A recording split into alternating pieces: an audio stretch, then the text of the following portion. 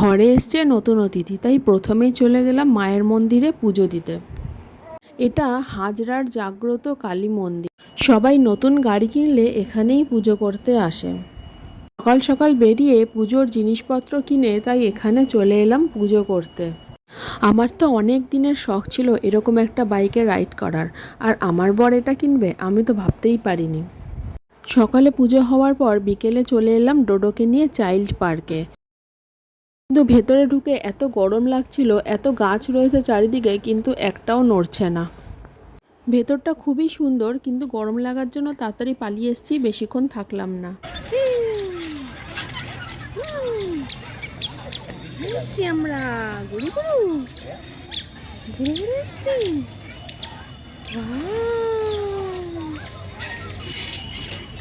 আমার ভিডিওটা তোমাদের কেমন লাগলো কমেন্টে জানিও, আর ভালো লাগলে অবশ্যই একটা লাইক দিও।